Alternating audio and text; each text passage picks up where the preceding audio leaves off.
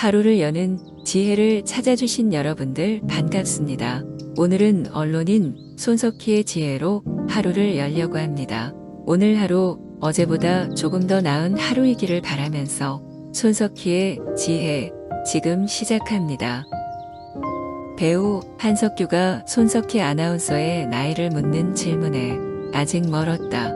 저 따라오시려면 전원책 변호사가 60대가 되면 아실 수 있을 거라는 말에 60대입니다. 남들은 어떻게 생각할지 몰라도 나는 내가 지각 인생을 살고 있다고 생각한다. 대학도 남보다 늦었고 사회 진출도 결혼도 남들보다 짧게는 1년, 길게는 3, 4년 정도 늦은 편이었다. 능력이 부족했거나 다른 여건이 여의치 못했기 때문이었을 게다. 이렇게 늦다 보니 내게는 조바심보다 차라리 여유가 생긴 편인데 나이 40을 훨씬 넘겨 남의 나라에서 학교를 다니겠다고 결정한 것도 이런 연유에서이다. 1997년 봄 서울을 떠나 미국으로 가면서 나는 정식으로 학교를 다니겠다는 생각은 하지 않았다. 학교에 적은 2대 그저 몸성이 잘 빈둥거리다 오는 것이 내 목표였는데 나이 43세 학교로 다시 돌아가게 된 까닭은 뒤늦게한 국제민간재단으로부터 장학금을 얻어낸 탓이 컸지만 기왕의 늦은 인생 지금이라도 한번 저질러 보자는 신보도 작용한 셈이었다. 20대의 팔팔한 미국 아이들과 경쟁하기에는 나는 너무 연로해 있었고 그 덕에 주말도 없이 매일 새벽 1, 2시까지 그 연구실에 버틴 끝에 졸업이란 것을 했다. 돌이켜보면 그때 나는 무모했다. 하지만 그때 내린 결정이 내게 남겨준 것은 있다.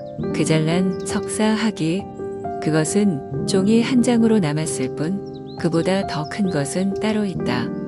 첫 학기, 첫 시험 때 시간이 모자라 답안을 완성하지 못한 뒤 연구실 구석으로 돌아와 억울함에 찔끔 흘렸던 눈물이 그것이다. 중학생이나 흘릴 법한 눈물을 나이 43이 흘렸던 것은 내가 비록 뒤늦게 선택한 길이었지만 그만큼 절실하게 매달려 있었다는 방증이기에 내게는 소중하게 남아있는 기억이다. 혹 앞으로도 여전히 직각 인생을 살더라도 그런 절실함이 있는 한 후회할 필요는 없을 것이다. 최선을 다해서 선택을 하세요. 그리고 여러분이 선택한 것이 옳았다는 것을 증명해 보이셔야 합니다.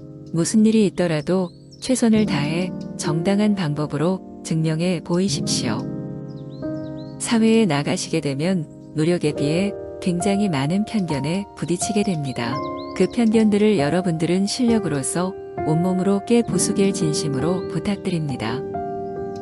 지난 총선 60세 이상 투표율이 75.2%, 20대는 41.5%였습니다. 청년 여러분의 미래를 장년층과 노년층에게만 맡기지 마시길 바랍니다. 상식적 판단에서 옳은 일이라면 바꾸지 말자. 내가 죽을 때까지 그 원칙에서 흔들리지 말고 나아가자. 세워놓은 단 하나의 방향성을 잃지 말자고 그 언젠가부터 다짐을 해놓고 있습니다. 제가 좋아하는 노래 중에 하나가 네버 다이 영입니다. 젊어서 죽지 말라는 것이죠. 육체적 죽음보다는 정신적 죽음을 얘기하는 것이겠죠. 문제의식이 있어야 문제가 발견되고 문제를 발견해야 문제 제기를 할 수 있고 문제를 제기해야 문제가 해결된다. 신부가 가난한 이에게 빵을 주면 훌륭한 칭찬을 듣지만 그가 왜 가난한 것인지 사회구조에 대해 이야기하면 빨갱이라 비난을 듣게 된다. 욕을 하지 않고 살 수 없는 세상이다. 때로는 욕이 애칭이나 농으로 쓰이는 경우도 있다. 욕하지 않아도 살 수 있는 세상이라면 더할 나위 없겠지만 욕하지 않고서 살 수 없는 세상이라면 제때 제대로 힘 없는 사람을 두려워하고 힘 있는 사람이 두려워하는 뉴스 그렇게 가겠습니다. 방송이라는 것은 수돗물과 같아서 틀면 나옵니다.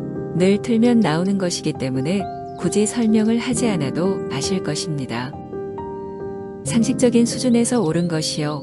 힘없는 사람, 약한 사람, 소외된 사람들을 기억하면서 하는 거지요. 잘못된 사실을 정정해 준 적은 있지만 어느 한쪽 편을 들어준 적은 없다. 저는 어떠한 정치적 방파성으로부터도 자유롭습니다. 자유롭다는 것은 무색무취하다는 것이 아니라 전방위로 비판적이라는 것을 의미합니다. 균형을 지킨다는 건 양쪽으로부터 다 칭찬을 받을 수도 있지만 다 욕을 먹을 수도 있는 것이다. 둘 중에 하나를 택하라면 나는 차라리 후자를 택하고 싶다. 나는 토론 전에 양측 진행자들과 친분을 쌓거나 얘기를 하지 않는다. 왜냐하면 프로그램 진행 시 나도 모르게 편파적인 진행을 할 수도 있기 때문이다. 전 지도층이라는 말을 쓰지 않습니다. 민주사회에서 지도층은 없으니까요. 한국인이라면 몰라도 프랑스 미국인이라면 결코 개고기를 먹지 않는다는 브리지트 바르도의 강변을 통해서 그녀가 동물 애호라기보다 차라리 인종차별주의자라는 결론을 얻게 된다. 아소 장관은 창씨 개명은 조선인이 희망했다. 는 망언을 한 바 있습니다. 도대체 우리들은 언제까지 이런 자의 헛소리를 들어야 하는 걸까요? 여기서 자는 놈자 자입니다. 저도 언젠가는 이 뉴스룸을 떠나게 될 것입니다. 그 이전이든 그 이후든 저나 우리 기자들이나 또 다른 잘못도 있을 것이고 또한 저널리즘 자체에 대한 고민도 이어지겠지요. 답은 명확합니다. JTBC 뉴스는 잘못이 있다면 주저없이 정정해야 하며 당장 알지 못했다면 161년 뒤에라도 사과해야 한다는 것, 그리고 무엇이 저널리즘의 본령인가를 고민해야 한다는 것. 그렇게 해서 훗날 JTBC 뉴스가 그렇게 말했으니까 라는 말을 들으면 참으로 좋겠습니다. 오늘 영상은 여기까지입니다. 좋은 하루 되세요.